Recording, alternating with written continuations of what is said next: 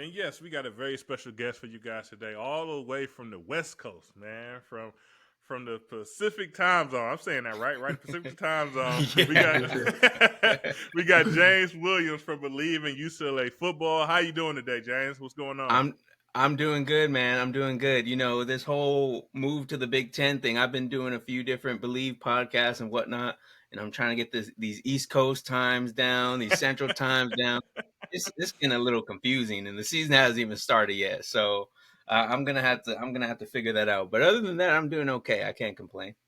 That's good. That's good. Well, good luck with that time change. It's gonna be some early mornings, and for us, it's gonna be some Man, late nights. That's for hey, sure. I haven't even started traveling around anywhere, man. It's gonna be crazy. Yeah. So yeah, thanks for joining us today. As you know, Hmm. we wanted to kind of talk about UCLA football. Obviously, this would be their first year joining the Big Ten. I guess Hmm. first question is, how's that going? Like, how's that sitting around the university? Are the guys excited to start traveling east and traveling north? They're playing some snow. Like, what is the mindset of that right there for you guys? Yeah, you know, it's kind of interesting. They're kind of just taking it business as usual. They're not kind of tipping their hand too much on making it a bigger deal than obviously it is. But, you know, they're just kind of sticking to what they can do on the field. Obviously, they got a lot of things to work on when you lose your head coach. They didn't really lose anybody in the portal, but they're kind of just trying to stay about their business because of the coaching staff and the new guys that they've had to bring in. But yeah, I mean, there hasn't been too many changes. I mean, you'll notice during the interviews, the backdrop, they got the Big Ten logo on there. They got not so much on the practice jerseys, but obviously anytime the game jerseys are kind of out on display or whatever, you get the Big Ten patches on there. But other than that, it's just kind of business as usual. But I mean, as soon as you start to get into some of these games, and more so when they have to get on that plane and Yeah. they kind of touch down in some snow or something, yeah, it might change. It might change a little bit. So I have a very, very important question to ask about Okay. UCLA. Okay. Do y'all got any money, man? Like, are y'all good in terms of NIL dollars? I'm interested because the word, around the Big Ten, the word in the Big Ten streets is that UCLA doesn't have the money committed to football like some of these other schools. What's going on there? I'm curious. So you're talking about like from an NIL standpoint?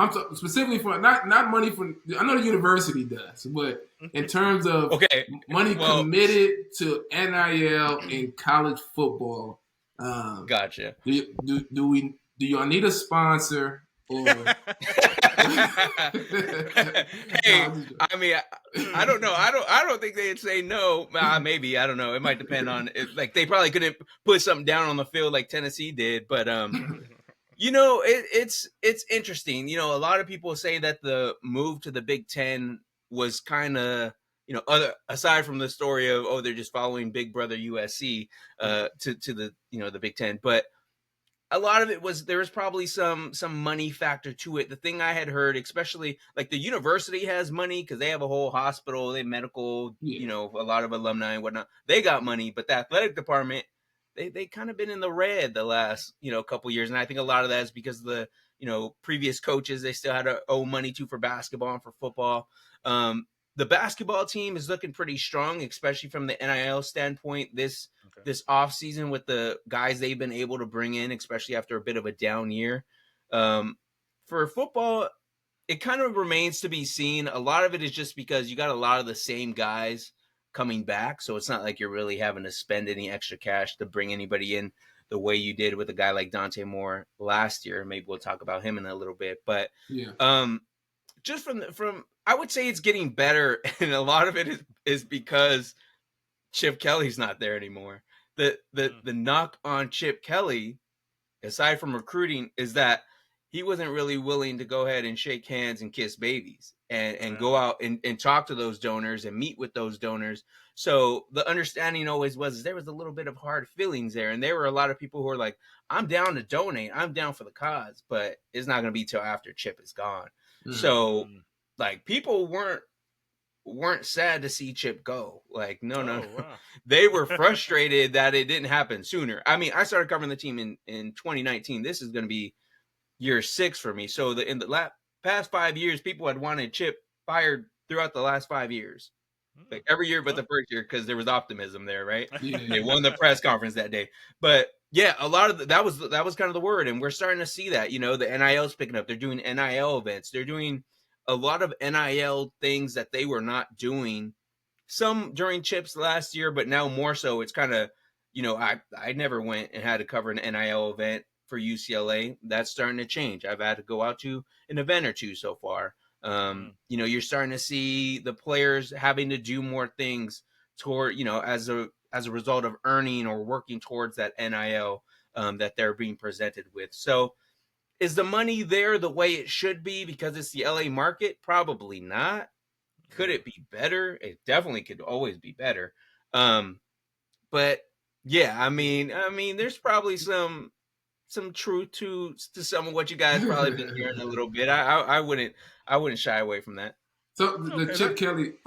So real quick, yeah, the go Chip ahead. Kelly comments are interesting because while y'all UCLA, you mentioned is kind of happy that he's gone. Most a lot of the fans. Ohio State is happy that he left. Right, we're happy that we get him on as the offensive coordinator. Right. What went into that? I know you kind of alluded to recruiting, not actually being all in on doing what was necessary for NIL dollars to be donated. But what was why did Chip Kelly wear out his welcome out there? Well, a lot of it again, yeah, it was just the recruiting, right? So again, when you look at the recruiting, and then a lot of it was the first year or two, you had a mass exodus of guys. So I think his second year, he had one of the younger rosters in the country. So a lot of it was like, well, let's wait till year 3, year 4, when it's kind of his whole full cycle of guys and whatnot. And they actually did well. I think it was that 22 season when it was Zach Charbonnet and Dorian Thompson Robinson as seniors there before they went on to get drafted. I think they went. I think they went like 9-3, 9-4, whatever. They made it to a bowl game. And there could have even been a 10th win in there, and that would have matched a program record. So things got good, but it was kind of like, what happened after that? So Dorian had been his quarterback the whole time, so there was consistency there for the 5 years through COVID and all that with the quarterback. But even that last year, you bring in Dante Moore as the highly touted true freshman. You have a guy that was waiting in the wings like Ethan Garbers, who's expected to be the starting quarterback this year. Then they also brought in Colin Schlee from Kent State. And I don't know if he promised all these dudes starts or time or what, but it was just this rotating door of quarterbacks.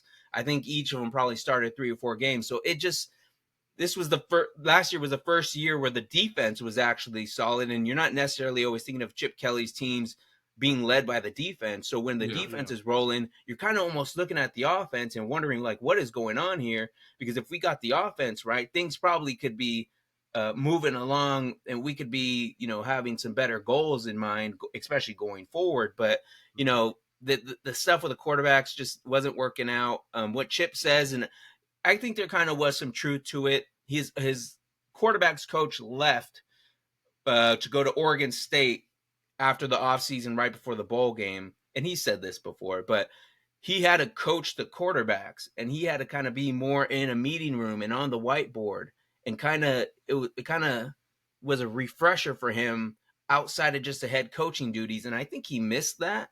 And I think he maybe realized, hey, this is what I want to do. So I think he started pursuing those roles. And a lot of the buzz going around was with these NFL teams. He was going to either be a head coach or he was going to be an offensive coordinator. He was going to do something. He was going to go somewhere. And the fans weren't happy the last time or two he signed an extension, so they're waiting for him to go. Going back to your money question a little bit, UCLA wasn't necessarily going to buy him out, even though fans wanted to buy him out, but they didn't want to spend the X million dollars it was going to take.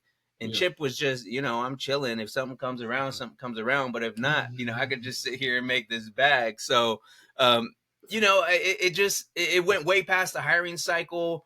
Chip was just kind of looking for an out. The NFL team started hiring the coaches they were going to hire. He looked at his buddy Ryan Day, and it just kind of made all the sense in the world with the way things kind of worked out. I mean, it wasn't surprising once it happened because I mean Chip talked about how he was, him and Ryan Day are boys, and obviously Day was on his staff back I think in the Eagles years, and I think maybe even with the 49ers. But Chip was saying, yeah, I was golfing with Ryan Day the day that it was announced that UCLA was going to the Big Ten, and I'm sitting in the golf cart, and Ryan Day just kind of looks over at me and says, "Hey, UCLA's in the Big Ten now." And he's like, "Oh, okay." So I mean, so they hang out on the regular. So it wasn't like any bit of a surprise. That relationship was still strong, and I think that opportunity to be with some familiar faces, Justin Fry being one of them. I know Justin Fry is a name that isn't kind of very, very well liked, it seems, at least on Twitter nowadays. But hey, I'm an O-line guy. I like him. So. You know what? Hey, Justin Fry is a good dude. I mean, sure, maybe he's not recruiting the 4 or the 5-star guys fans expect or whatever the deal is over there, but he's a good dude. I mean, I'll give him that. But yeah, so I think it was just I can imagine. So it was just the right situation for Chip. Again, I don't know if he was necessarily looking to stay in college just because now it's NIL.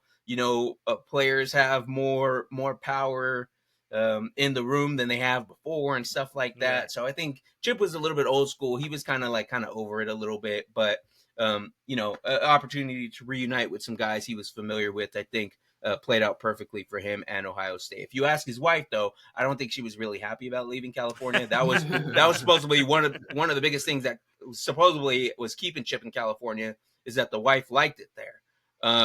So however that dynamic's working out, but yeah, he's at Ohio State.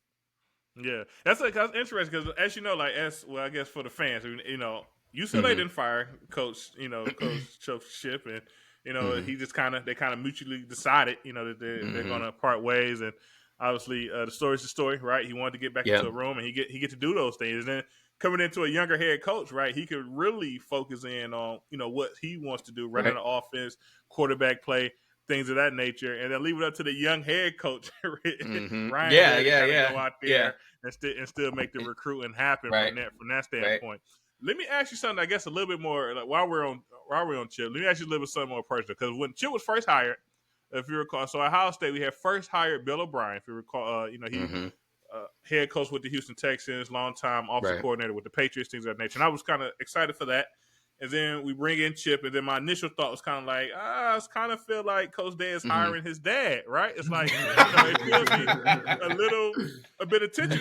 We need our head coach to be a general. He needs to be able to kind of check the offensive coordinator if need be. Right. In your opinion, I've been wondering about in your opinion of Chip, would he be that dominant figure in the locker room to the team that may cause a little bit of ruffle on the team if things are not kind of shaking out as planned? I kind of thought about that. I'm like, how's that gonna work? But I think Chip's a guy. I almost said something, but Chip's no, I'm not. Chip's about his guys, right? And again, I think it might be a little different if they didn't have a relationship already, but because they do, and maybe I would assume maybe you talk about that kind of stuff, or maybe you don't. But I think there's a respect level there that it's kind of maybe even understood.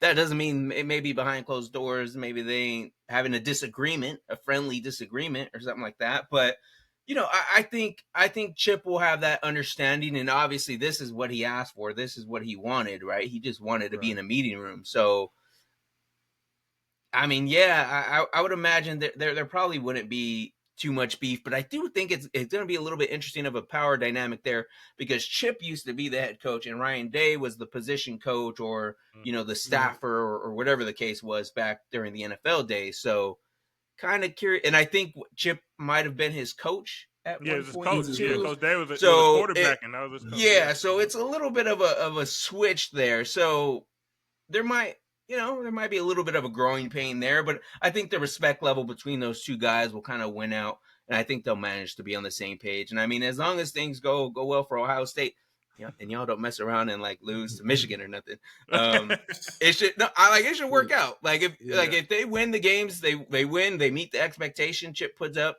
the high-powered offense and the points that you would expect him to do, I don't see why there would be any reason for any fighting. But I think they'll, the respect level's there for those guys. What is the expectation from UCLA in terms of competing this year? Like what is the expectation in terms of record competing? Are you realistically competing to win something? Like win a big, like compete for a Big Ten? Or is this one of those years where, we got a new coach, we're trying to build something for the future. We're gonna have to give this coach 2 or 3 years to figure it. What is the perspective from fans? Yeah, so go ahead. Did you have something? I just wanted to set it up. 8-5 last year for UCLA. First year head coach Deshaun Foster, who I believe played at UCLA, been in the program for I believe about 10 seasons, and last year was the running back coach. And if one thing UCLA could do is they could run the ball. So I just want to set that up for you. That's perfect. No, I mean, yeah. So the expectations there. I mean, as I kind of mentioned, they never, at least in recent years, haven't been able to get over the 10-game win mark. I don't think they're necessarily going to get 10 wins. And again, so it just depends on who you ask, right? If you ask Deshaun Foster, they're trying to win, they're trying to be competitive. Obviously, they're not going to put a number on it. One of the players said the other day that the goal is to win the Big Ten championship. And you may kind of look at that like, come on, player, what are we talking about here? But at the same time, if you're a football player, you should have that attitude, right? I mean, if you're not willing, if you're not down to say that publicly or whatnot, then what are you doing? What are you playing for? So I totally respect him for that. I wouldn't call him out on that for saying that. I mean, so the expectation is obviously to be competitive, right? For me, if they get to a bowl game, I think that'd be a successful season. A lot of people are saying 7-5. There's some fans maybe a little hopeful and thinking they can get to 8-5 or whatever the number is there and get to 8 wins. Maybe. I mean, I'm looking at 6-6. Kind of 7-5. Honestly, for me, again, I didn't think Chip Kelly was going to leave this season. I thought UCLA would have done everything they could to probably try and keep him, because I would have figured the last thing you would have wanted to do is be transitioning into a new conference and then also trying to transition with a new coach as well. As I mentioned, thankfully, they didn't have any significant losses in the transfer portal. So they bring a lot of guys back. So if there's a year for them to probably be a little bit more competitive, then maybe they will be even next year. This is probably going to be the year, but you're probably looking at one of the bottom, they're on that second half of the Big Ten when it's all said and done. But, the recruiting has picked up quite a bit. They've been able to, at the very least, even just bring more guys in on visits and stuff. So there's some wins there just from that standpoint. So the fans are happier than they ever have been, at least since I've been covering the team. But there's still just that wait to see what it's going to look like on the field. Obviously, there was some promise with an Eric Bieniemy, but I think that's the other thing. Eric Bieniemy comes in as your offensive coordinator, and you do return a lot of guys on offense, but they're all learning a new offense. So there's still some of that too. So, you have your Hawaii game, you have your Indiana game early on before you get into that ugly 3-game stretch. Yeah, ugly.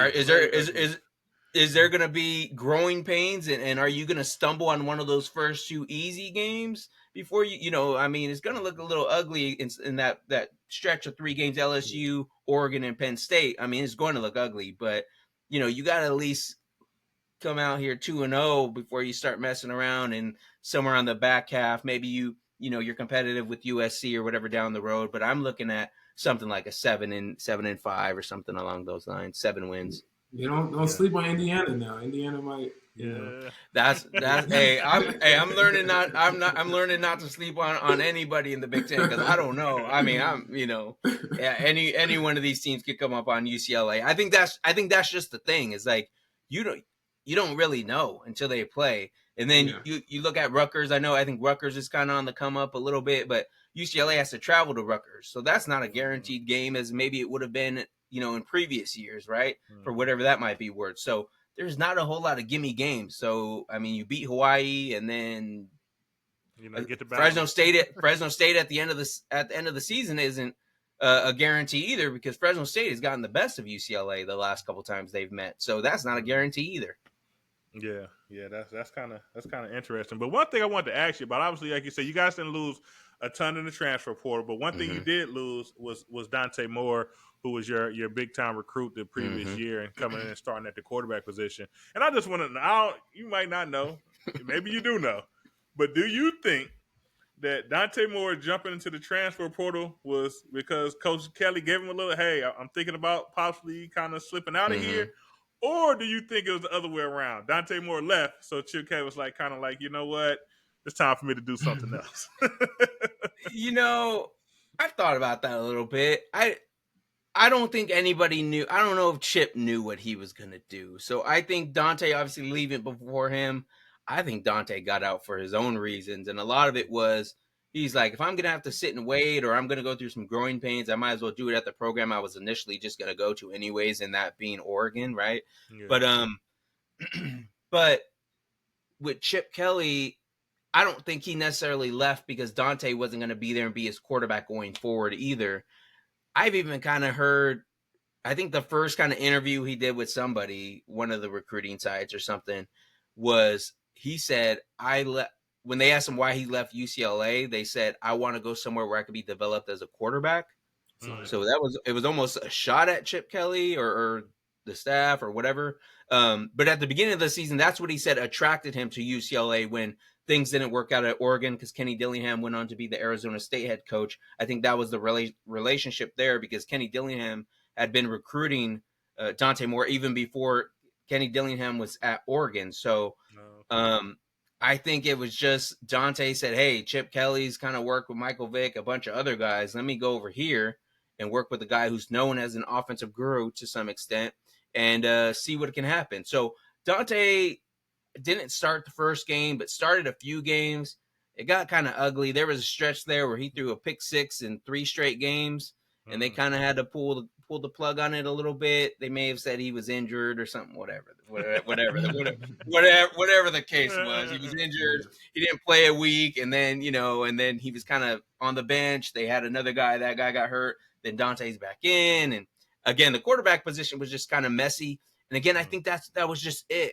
I don't know if it was a 1-year rental with Dante anyways, but Chip was trying to please too many people. And that's something I wouldn't have expected him to do. And he didn't have to do with Dorian Thompson-Robinson there for the first 5 years. So it was more so he was looking for his next guy.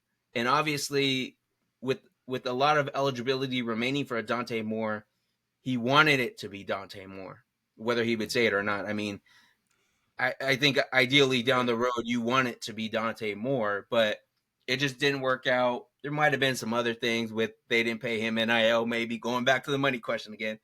I think there was some unfulfilled promises, I believe, from what I've been told. And some of that might have been him not keeping up his end of the bargain. I don't know the whole deal on that, but there was some of that kind of out there too. But Oregon paid him, that's for sure.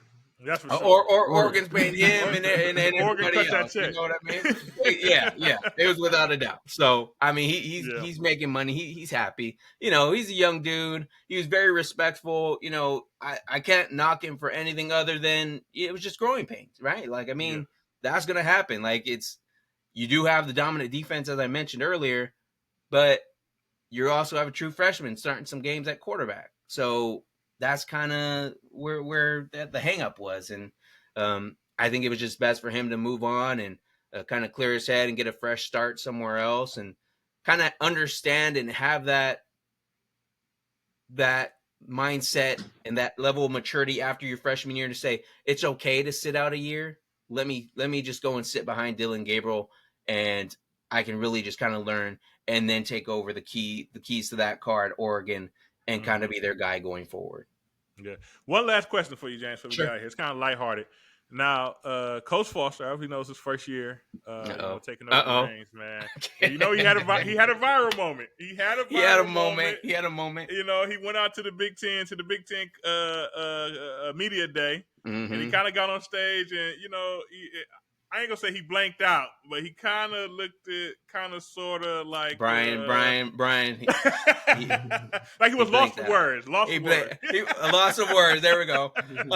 So yeah, I mean, first year coach. I didn't remember much of him playing. I was probably too young when he was playing in the NFL, but I would imagine they do the press conferences and all that. He probably had his fair share of those. but he wasn't having to do a whole lot of them.